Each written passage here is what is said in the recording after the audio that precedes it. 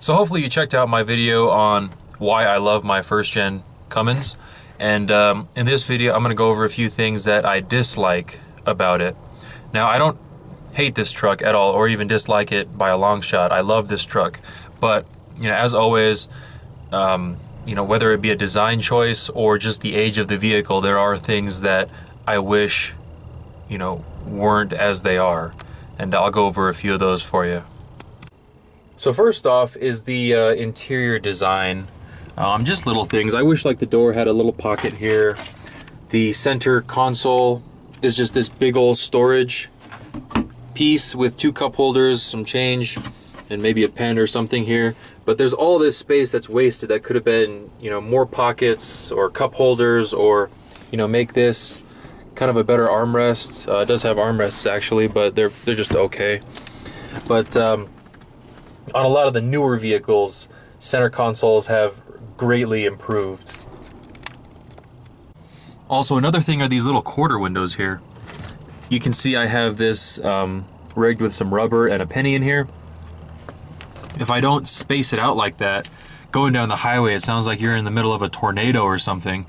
I don't know if you can hear it, but it's kind of windy outside, and you could just hear the wind noise just sitting here.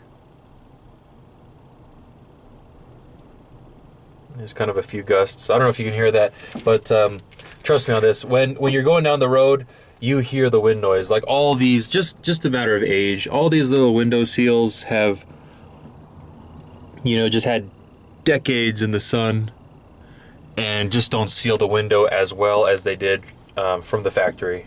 Another thing is how it handles highway speed. I believe this stock governor spring, I think it's called, has a fuel cut at about 2,700 RPMs, which to me seems ridiculously low.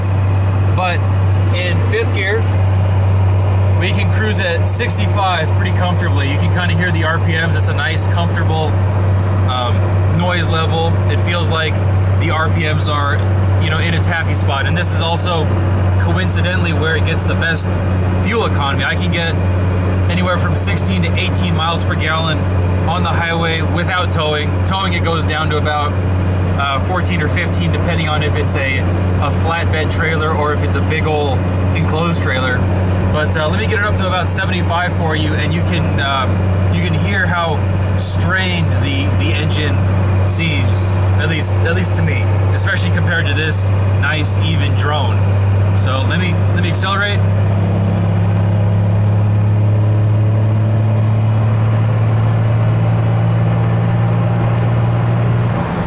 Now we're at about 75, 80 miles an hour or so. And it just sounds a lot like the engine's working harder than it would like to. And you can also hear that wind noise I was talking about. I don't know if you can hear that all that well, but along this door and along the passenger side door, it just sounds gusty. So yeah, this truck can do 75. It just doesn't really like it. Oh, and another thing is with that stock governor spring, I believe, or maybe it's the fuel pin, I'm not quite sure, but either the fuel pin or the spring starts to defuel the engine as it gets closer to that fuel cut point. And that's one main reason why people like to install the 3,200 RPM governor spring and then the aftermarket fuel pin, is they say not only do you get more RPMs, but you also get more fuel up to those RPMs. So that's another thing. It's modifiable. I just don't really want to do it. I like to keep my trucks fairly stock.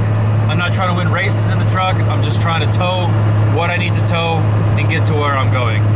Another thing is that I wish this truck just had a little bit more power in stock form. I know I can put in a fuel pin, put that governor spring in. I can turn up the VE pump itself, throw in new injectors, and I could probably get to my power goals. But I would just like to keep it stock. And I know there are trucks out there, for sure, that are up in that 300-ish horsepower and 500 foot-pound torque range. I think my stock VE pump 12 valve puts out about 140 or 160, I forget which one, mid hundreds in the horsepower and 400 foot-pounds of torque. And when I'm towing, on my flatbed trailer with just my car and my, you know, drift car gear, I notice on prolonged grades that the truck just can't hold it in fifth gear, especially on mountain passes. You know, I just have to drop it to fourth, and you just keep chugging on at like 10 or 20 below the speed limit. But I mean, that's, you know, could be the age of the truck. Just, you know, back in those days, trucks didn't make the crazy amount of horsepower and torque that they do today, and that's okay. Like I said, this is a very good budget diesel truck to just get into the diesel world, get your foot in, and just learn about how diesel trucks work. Everything's so basic on it.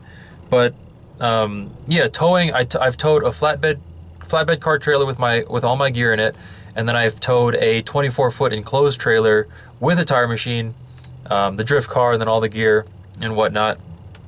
And with that enclosed trailer, that high profile against the wind was just killing gas mileage. It was like 12 miles per gallon if I was lucky, and it was just a dog going up hills, even just, you know, slight inclines on the interstate, not even in the mountains. It would drop to like 40 miles an hour, and I'd be getting passed by everyone on the left. But yeah, other than that, it's a pretty good truck. Those are the main things I wish this truck, I wouldn't exactly say fixed, but I wish, you know, it had. So like I said, all those things I mentioned aren't exactly negatives. They're just kind of, you know, comes with the age of the truck. Overall, this truck is a great truck. I love it.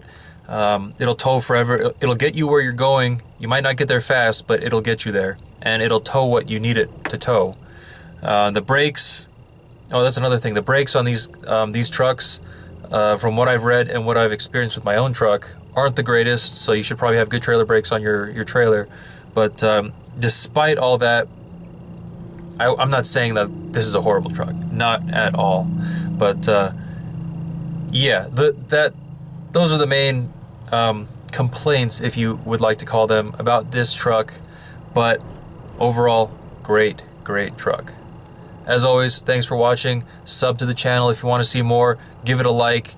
Share it to your friends. Drop some video ideas in the comments, and I'll be sure to read them and you know, see if I can get some new videos going. Thanks for watching.